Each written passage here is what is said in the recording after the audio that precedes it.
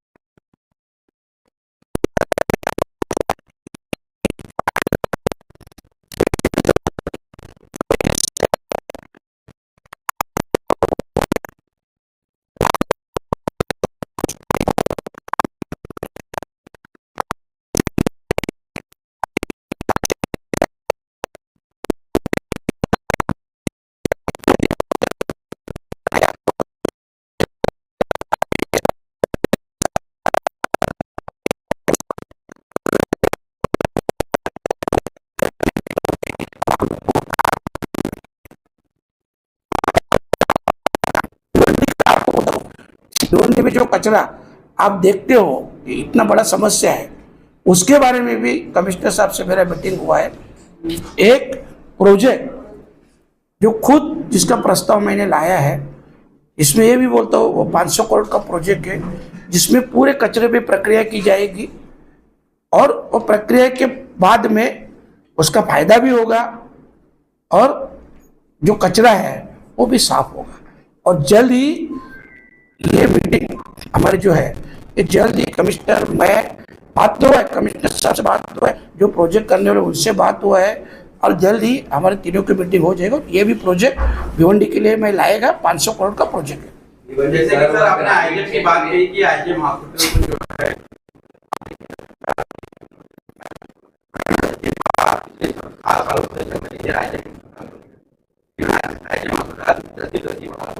आपको क्या लगता है क्या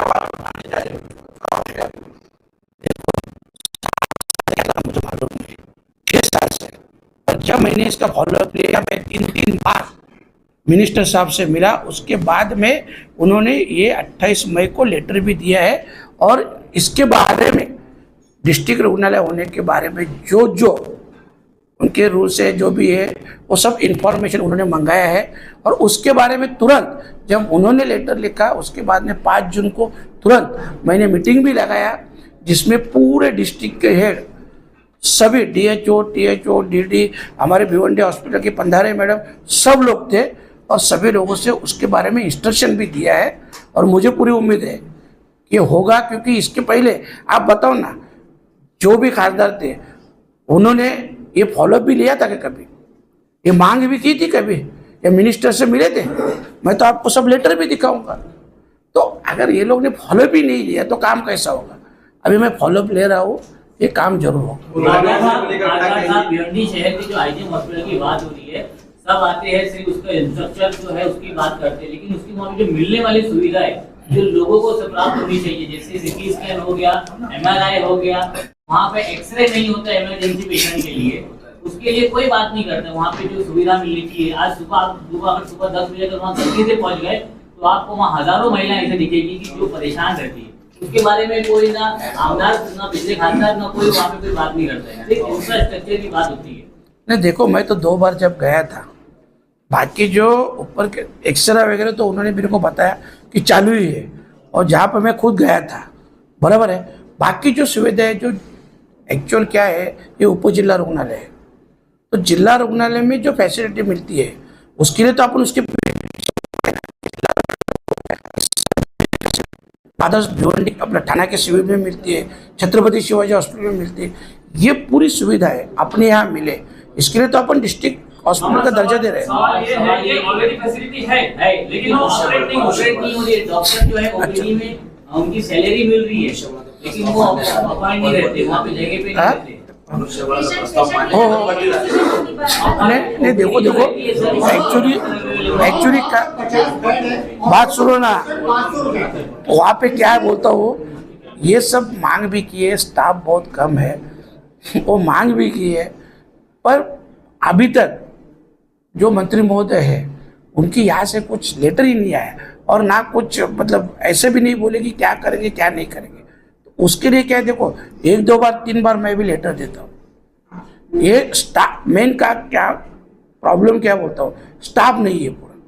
और ये आईजीएम की नहीं कि आप शाहपुर में जाओ, मुरबाड़ में जाओ, वो दिन मैं शाहपुर में भी गया था। जो मेन मेडिकल ऑफिसर चाहिए शाहपुर का उप जिला रुग्णालय है, वो वहाँ मेडिकल ऑफिसर नहीं।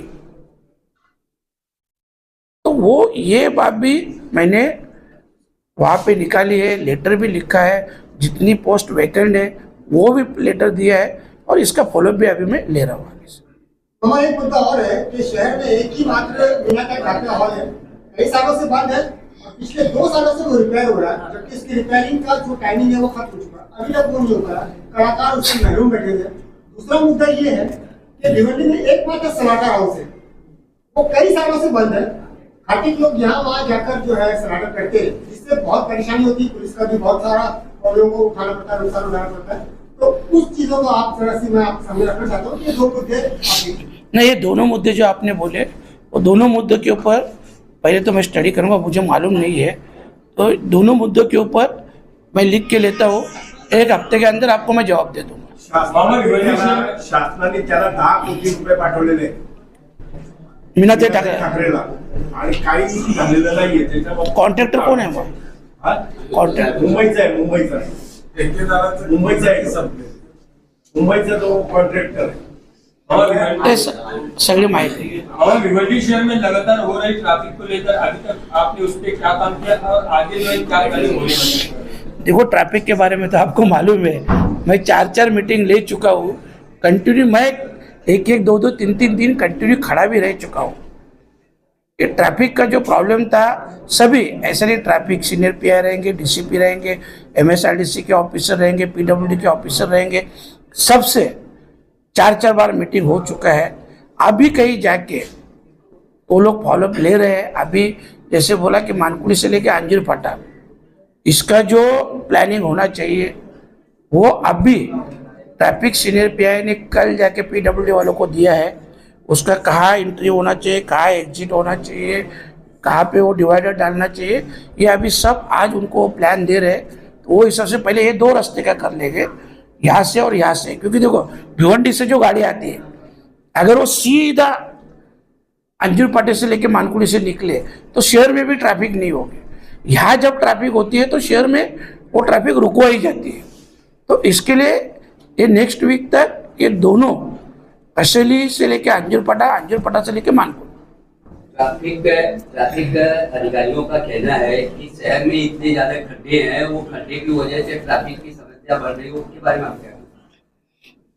नहीं देखो, वो तो खड्डे तो मेन समस्या का कारण है। आपको मालूम है जितने रास्ते हैं आप देख रहे हैं, जहाँ रास्ते का प्रॉब्लम हो जाता है वहीं पे तो ट्रैफिक हो जाती है। ट्रैफिक भी होती है, एक्सीडेंट भी होते हैं, सब कुछ होता है। तो इसके लिए इसके बारे में बहुत बार आप लोग कंटिन्यू लेटर लिखते रहते हैं। मैं कल भी मंत्रालय में था, कल भी मंत्री महोदय से मिला हूँ।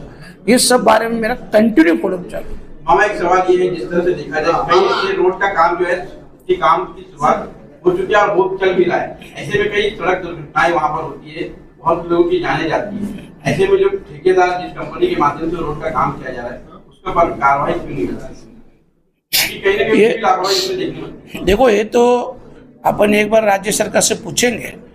क्यों बोलता हूँ, ऐसा पहला मैटर नहीं है। ऐसे वाड़ा मनोहर रास्ता पे कितने लोग एक्सीडेंट हुए, कितने लोग ऑफ हुए, कितने लोगों को हैंडीकैप हुए, मतलब अपंगत्व आया। ये गवर्नमेंट एक्चुअली उसमें कुछ एक्शन ही नहीं ले रहे। आपको क्या लगता है ठेकेदार? जैसे आपको बोलता हूँ, गए साल जो अक्टूबर का शुरू हुआ था, प्रवीण दरेकर ने एक सवाल उठाया था, जो सवाल के माध्यम से तभी मंत्री महोदय थे रविंद्र चौहान साहब ने उसी वक्त बताया कि नीलेश सांबरे को ब्लैक लिस्ट में डाल दो, जिससे कुछ हुआ गया। ये लोग क्या है, ठेकेदार लोग जो है ना, जिसकी सरकार आई उसमें भाग जाते हैं, उनके बहुत बेची हो जाते हैं। और ठीक है, अभी उनके खिलाफ भी मैंने लेटर दिए ऑडिट, जिसका आज कल में मेरे हाथ में रिपोर्ट आएगा। उसका भी एक 10-15 दिन के अंदर उसने जो कई पैसे, कई करोड़ रुपए डायरेक्ट निकाल के खाए, मतलब टेंडर है भसाड़े साहब का नाम का और पेमेंट मेरे नाम पे आया है। और वो 2-5-10 करोड़ नहीं है, 80-80, 85 करोड़ का ऐसा मामला है। और बाकी तो काम किए ही नहीं। ऐसे बहुत से काम है जिसकी सबकी इंक्वायरी मैंने लगाया है। तो ये आपल्या हातात ब्रीज आहे मध्ये लोडेड गाड्या थांबवल्या जातात, त्याच्यामध्ये जे आपल्या लोकल गाड्या आहेत दीड तास ये आता तुम्हाला बोललो नाही, ब्रिजचा जो मानकुलीचा विषय आहे ना, मानकुलीचा विषय आहे त्याच्यावर सर बोल